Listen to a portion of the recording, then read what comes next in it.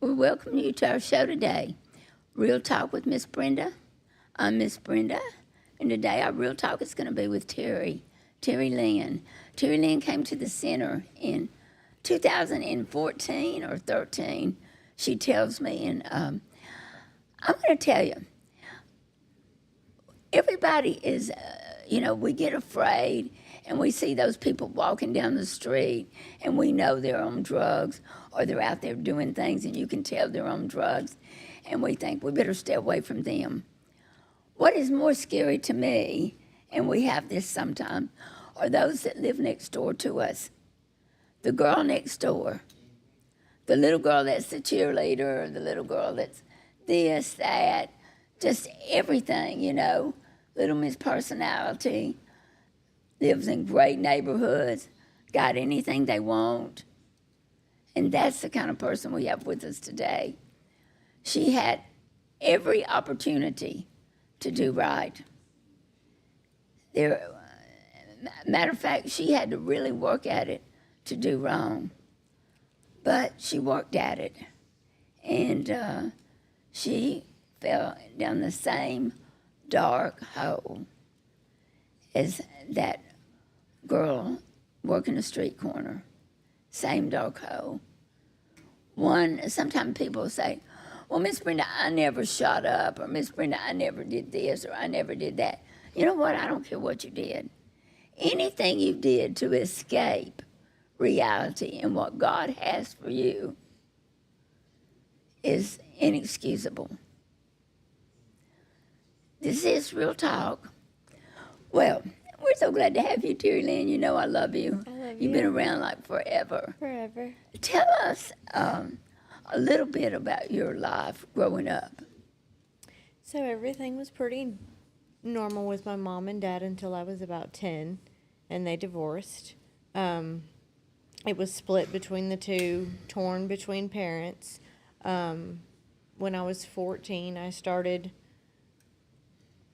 having sex and then looking for the missing relationship with my dad in that, thinking, oh, you sleep with someone, they're going to love you.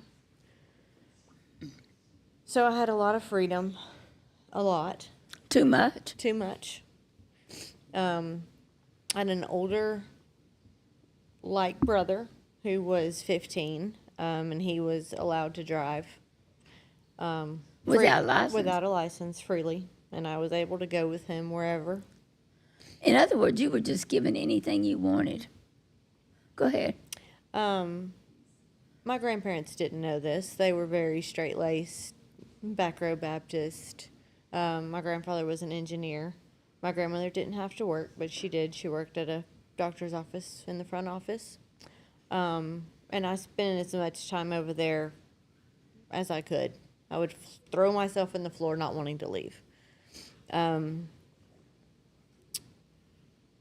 I was 15, I knew I was pregnant, but I thought I could hide it. And my mother found out, and I had an abortion. And I really thought about this yesterday. I think that's where a lot of, the shame started to come from. And it, I almost forget about it sometimes, and then it creeps up, and I'm like, oh, crap, that happened. So that was when I was 15. And then... Did your mother make you get an abortion? No. She gave you a choice? Yeah. But it wasn't the right person, the right time. That person is actually in prison and has been for the past, I don't know how long. And now he's homosexual. So, wasn't with the right person. I continued to act out. I would skip school and smoke weed and get drunk and... all the time living in that nice neighborhood. With my mom. It was okay. But my grandparents lived in the nice neighborhood and had the money and you know. So I was hardly ever at school hanging with the wrong people. I would take pills here and there occasionally on the weekends, hanging out, partying, whatever. And Were you a good time girl? yeah. So I thought at the time. In my mind, I was a good time girl. I had a car when nobody else didn't, that my granddaddy bought me. And Did you have a license? yeah, Yeah. Okay. Yeah. yeah. He bought me a car when I turned 16, and nobody else I was hanging around had a car. Or a license, for that matter, I don't think. So I was the ride, the chauffeur, the good time girl, taxi, all that. So when I was about ready to graduate high school, I was one credit short. I don't know how I did that because I was never at high school.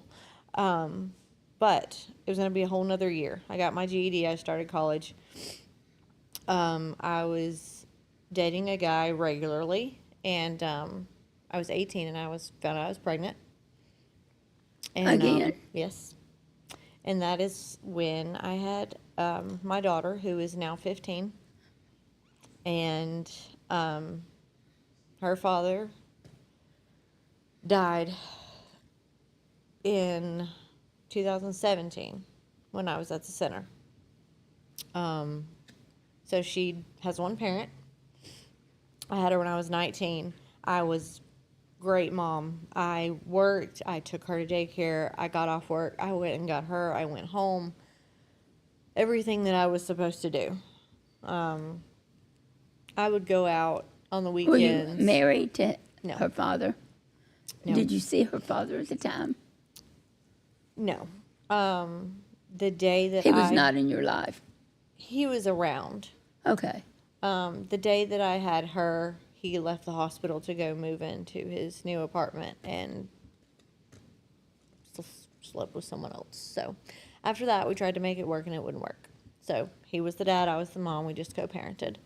And I was okay with that because I was just, whatever. So my addiction didn't start till I was 21. Well, your addiction started when you were 14, but you just dibble-dabbled. Yes. You were just a dibbler-dabbler. That That's what I call it. a dibbler-dabbler. A dibbler-dabbler. That door was open at about 16. Well, let me ask you. You were going to, weren't you going to a Christian school? I went to a private Christian school from kindergarten up until 5th grade. My grandparents paid for that. Uh-huh. And then you went to a public school. Mm-hmm. We moved, and it was closer. We lived literally right behind the school, and we just went there. Okay, go ahead. So I vividly remember the first night that I ever took an oxy, and my brother Oxy is an oxycodone. Uh-huh. My brother had come in, and he had done one, and I was like, "Oh, that looks fun. Let's do that." So it was recreational. It was here and there, every now and then. And then one day, I felt funny, sick, sweaty. I was like, what's wrong with me? And it was in that moment that I realized that I was addicted to Oxy. How were you getting them? You were just taking them. You were just buying them off the street. Were you just snorting them? Or? At the time, yes. Yeah, just snorting them. How many were you taking a day? 2 at first. And then it eventually gradually escalated and ramped up. When you realized you were addicted, how many were you on? 4 to 5. Well, yeah, you should have figured that right out. 4 to 5 oxys. And then we snorted them for a while. They're very, they're not like affordable. No, So how much were they then? they were $30 a pill. Oh my God. Oh, the thought of having to get up in the morning, figuring out how I'm going to come up with the money to just buy enough pills to get me through the day, would be too hard for me to imagine. I would be tired just thinking about it. It was a process. I mean, really. It was a process to think about before you could even get up out of bed and Yeah. get started. Like, how am I going to do this today? I know it. Were you working? Yes. But that didn't last long. No. No. One paycheck lasted like 2 days. And then it was back to square one. So you had to do more than dibble dabble. Yes. So, I would ask my grandparents for money here or there. And I remember going on a trip. Now, I knew my brother was using too. We used together sometimes, sometimes not. But we were going on a trip to Mississippi to see my grandmother's family. And a lot of her jewelry was missing. And we thought, everybody was frantic. And Was missing? yeah, it was missing. And at the time, I didn't know that you could sell jewelry. Huh? At the time, I didn't know you could sell jewelry, pawn it, anything like that. Whose jewelry was missing? My grandmother's, that she had for many, many, many years. Your brother. Well, I didn't know that. I didn't know that you could do that, and no one knew that we were doing pills or doing anything at the time. So they blamed the house cleaner. They bring what? They blamed the house cleaner. And so did I, because I didn't know that you could sell jewelry. I didn't know pawn shops existed. And so Well, that's when your brother that's sold pawned all your grandmother's not jewelry. all, not all. A lot of it. Yeah, some here, here or there. So And blame the house cleaner. well, I did when we were at the house because I didn't know any better. Did she get fired? No. We figured out real quick it was him. Uh-huh. So that's, I guess, kind of how he started funding his. I would just ask for money, and I would get it. Your grandfather just gave you money? Yeah. He always gave you money. Yeah. Did he know you were doing pills? Not at first. I don't really remember. I think it was when, so pills eventually led to snorting wasn't enough. I was hanging out with a guy, and I used the needle for the first time. You what? I used the needle for the first time. Is that like a big threshold? Yes. Going from snorting to... Yes. So there was a big threshold. You went from snorting to the needle. Instantaneous high, like it's instant gratification. And I think that's just when it just went downhill even further quicker. And How many did you get up to? How many pills? 12 12 oxys a day. a day. Along with, I also started doing cocaine and speedballing up, down, up, down. Poor old heart didn't say, oh, she wants me to be fast. No, she wants me to slow down. No, faster. Down. I mean, really.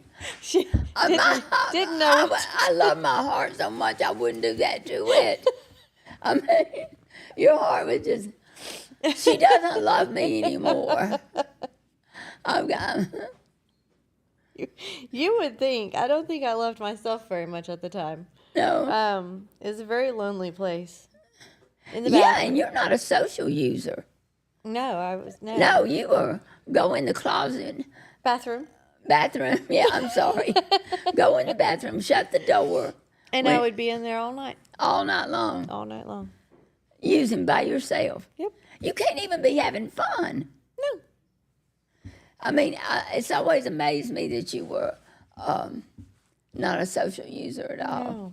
I was actually the opposite. I was going out and I was going to bars and drinking socially. And then But when those this people did addiction not even stopped, know how much you were on it. I wasn't using at that time. When the addiction started, I realized that I couldn't drink while using. Why? So it made me sick. Okay. So I was like, well, I'm not going out. I'll just have to sit in the bathroom all by myself. This is an easy choice. You would But use, those same people were my closest friends that I just completely pushed away. and you did not, they did not know you were using like that. No. It wasn't It would until amaze me how many people we get from Huntsville, and they'll see you and that nobody really understood that you were such a addict. when I came to the center for the first time, I think I weighed about 118 pounds. I was wearing shorts and a sweatshirt, and it was July. And I came to tour the place. Brandy Mizell gave me a tour, and that was intimidating off immediately. After the tour, we went to intake, and there sits Shay, and there sits LL. And I'm just like, hard. How long had you, was that was Lovelady your first attempt at getting clean? Yes, my family wanted me to go to the Downtown Rescue Mission in Huntsville, but I said, if y'all want any hope for me to get clean, I can't stay in Huntsville, because I would call someone to come get me. Because what? I would end up calling someone to come get me or leave or something, which I did several times in Birmingham. So I was going to say, you didn't stick it out in Birmingham either. no, So wait now. How old are you now? almost 35. No, up until where we're talking, 24. Who has your daughter? Me? You were trying to be a mother. Yes. But she stayed with my aunt and my uncle 90% of the time. And she went to Westminster, the same private school that I did. It wasn't on paper. So, I could just go and get her, and they had to give her to me. But when I finally decided that, I was going to really try, I went and I said, hey, look, I'm going to really try to get this together. Will y'all take her? Let me give you temporary custody of her. And that was probably the only unselfish thing I did during my entire addiction was give custody of my child to somebody else. And that sounds really bad, but if not, I was scared that somebody was going to take her and I wouldn't get her back. And it wasn't until June of 2020 that I officially got her back. You dropped her off in 2014. It was probably, yeah. 7 years, because I remember she came to the house a lot. She did. Yeah, okay. But we're confusing people. Let's go backwards, okay? All right, so you're 24, you're up to staying in the bathroom all night, shooting up about 12 oxys. Throughout the course of the day. Huh? Throughout the day. You go to the bathroom in the day, but you didn't get that enjoyment that you'd get at night.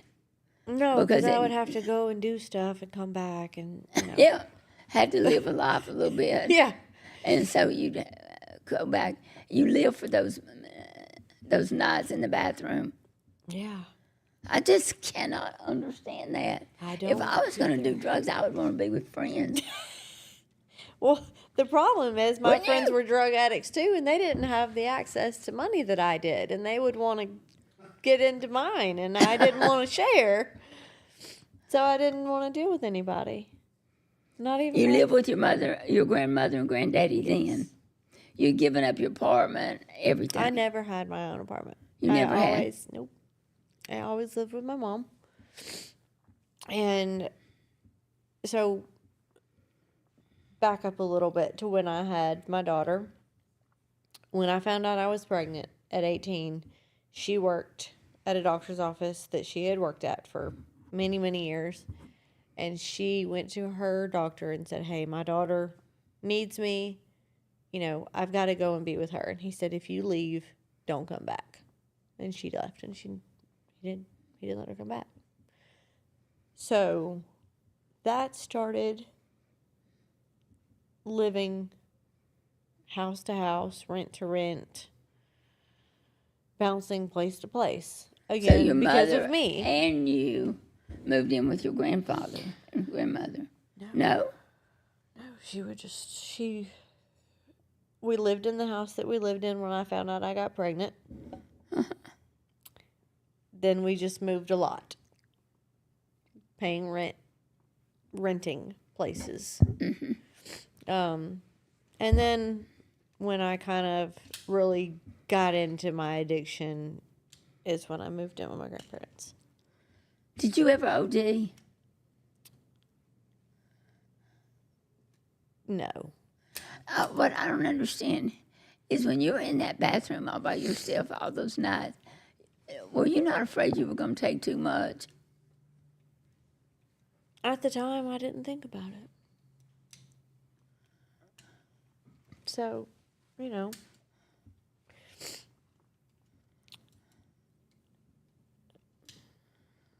no, I don't think I was at the time. Fair enough. You were dumb and dirt, okay? I don't know what to say. Yeah. Hint. That was not a smart thing to do.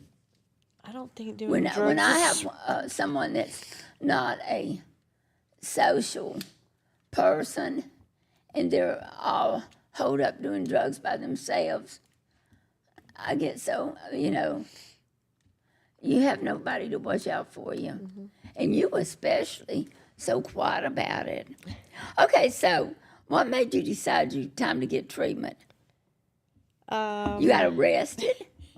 Did you get arrested? Well, I Cops are always a good reason to stop.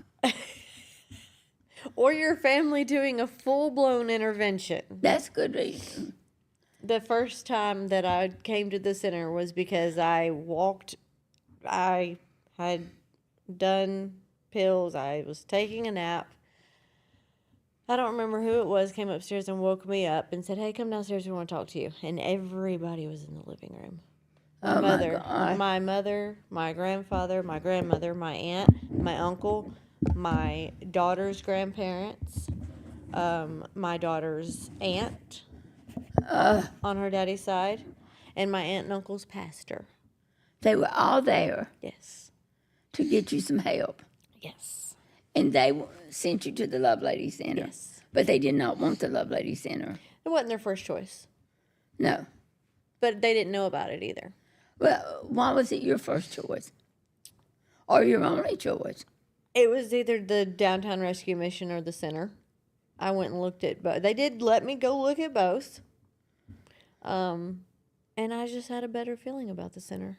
And I wanted to be away from Huntsville. Okay, so you came to the center. Mm-hmm. And how'd things go there? Well, the first weekend I was there was the prayer furnace. And I had never been exposed to that type of prayer, worship,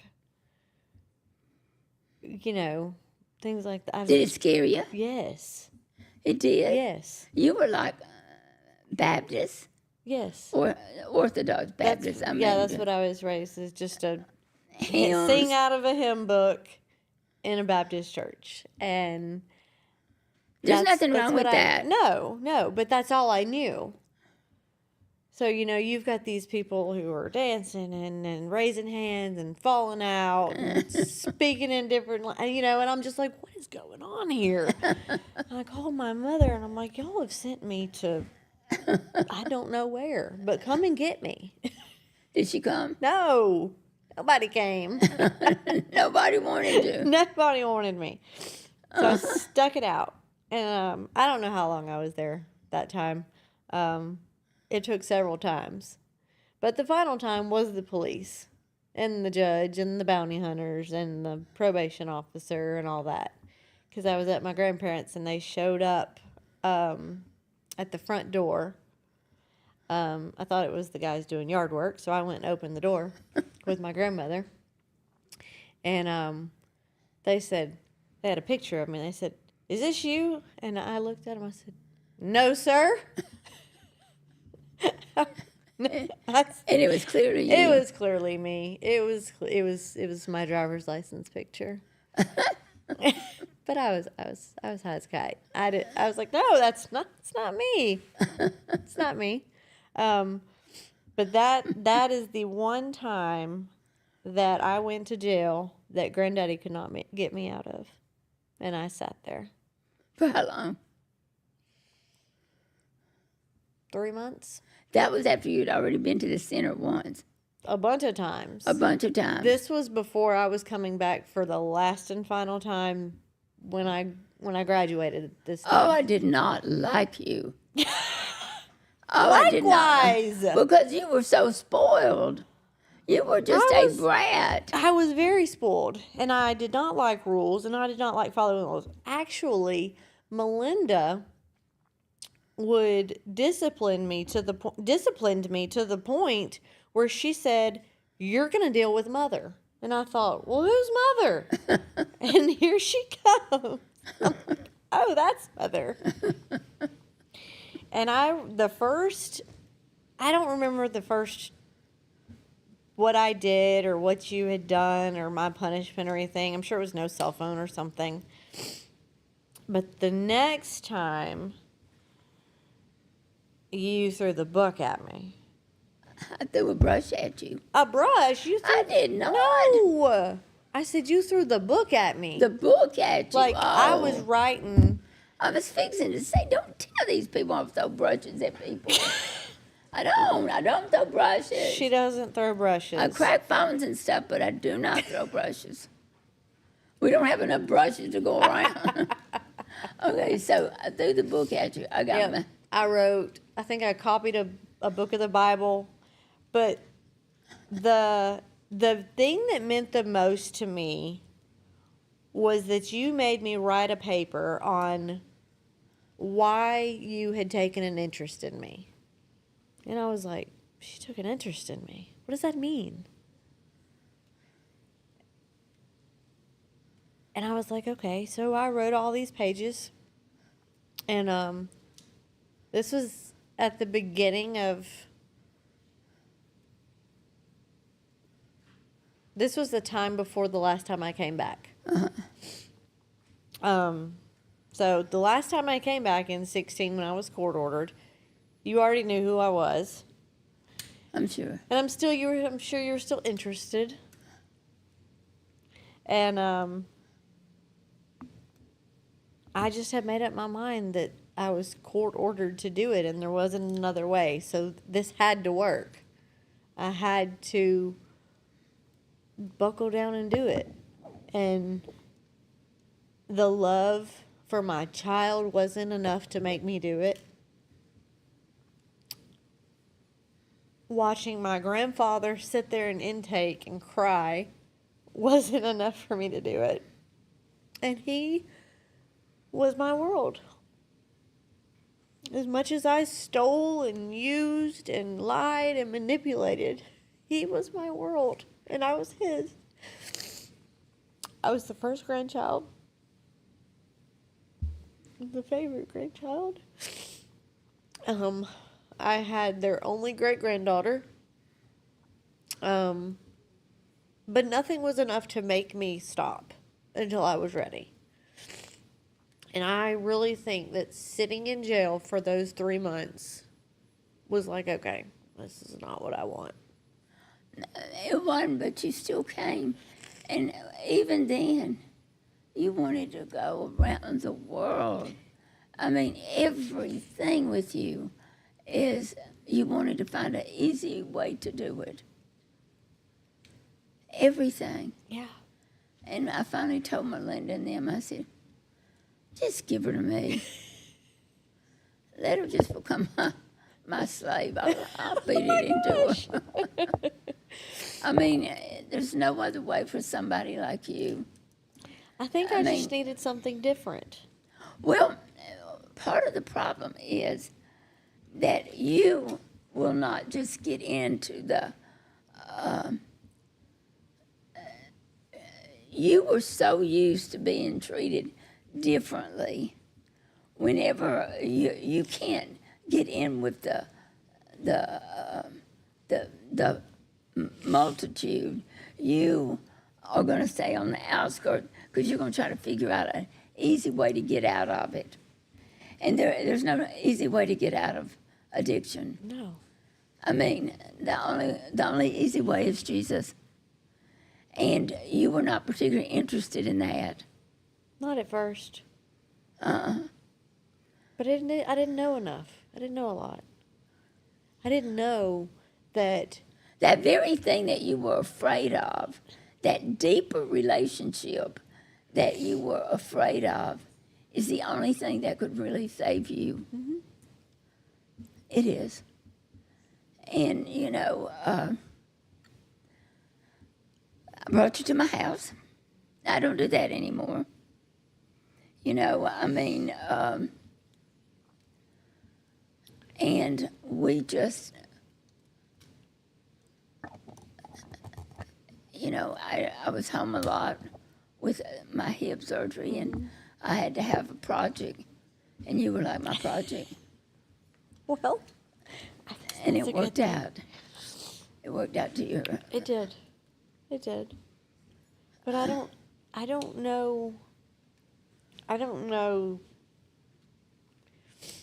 guess at the center there was just too many distractions and easy ways for me to take out. And see, and most people like that they cling to what's going on in the center, the classes, everything like that. I don't think it's that you thought you were too good for them. Maybe, you know, you're very smart. I just think that God gives different. God is the same, but He can be different. Yeah. And you or somebody. But you know what? There was misery for a while. You made lots of mistakes. You got dismissed lots of times. Mm-hmm. It was a journey, a real journey. It was. But let's hear about where you are today. I want everybody to know what Jesus has done. Upon leaving in 2018, which you asked me not to leave, just wanted you to know that. I moved back home, and I lived with my grandparents, and I was working at Chili's waiting tables, and I was not happy about that. No. Well, you were too close. It was a restaurant. Restaurants have a lot of drug use. But that's okay. I saw a lot of girls going in the bathroom to their office. Uh-huh. You know, serving alcohol and things like that. But you wanted to see your grandfather. I did. And it was my time. Kid. And it was I wanted time to be a mom. It was time. Yeah. So I was able to see her. I moved in with my grandparents. And she still locked her purse up locked her jewelry up. She still locked everything down for a long time. She had these sets of keys that were on a safety pin, and she would pin them to her bra. She wasn't going to let you steal from her. Nope. And she would keep her purse and checkbook and everything else locked down. So you met your husband at Chili's. And I met my husband at Chili's one night, and he came in, and I noticed that every Tuesday night he was there, and he wouldn't go away. So I was like, all right, let's just try. Why not? So I tried. And now you have 2 beautiful daughters. I do. Y'all have a thriving I business. have 3 beautiful daughters. 3 beautiful daughters, that's I right. 2 inherited- more plus the first one. I inherited a son and 2 other daughters. So we have a 20-year-old girl, an 18-year-old girl, a 17-year-old boy, a 15-year-old girl. I don't like teenagers. I don't either. A 2-year-old girl and a 1-year-old girl. Well, you're maintaining. Y'all got a good business. You We got a do. beautiful home. We are. And we're building a new home. Everything is just. Would you ever go back? No. Sometimes I forget that some of the things that I've done, like some of the bad things that I did, I forget that I even did that. It's okay. I'm like, who is that? You know what? God person? forgets too. I know. But I How know, are you and God doing? I know that I couldn't be where I am without him. And for every night that I stayed in that bathroom, he kept me alive. He kept me alive. It wasn't me. Because by all accounts, I should not be here. Do you think the Lovelady Center helped you? Absolutely. Did I help you being mean?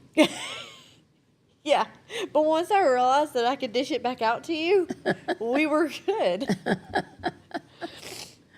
You weren't mean. You were tough love that I never had to experience, that I needed. Well, Counseling. gosh, we could talk all day, but we got to go. But listen, I am so proud of you. Thank you. I am so proud of you. I love you very much. I love you, and I couldn't have done it without you or the center or Jesus. Well, you've done it. That's what matters. Okay. Thank you. Thank you.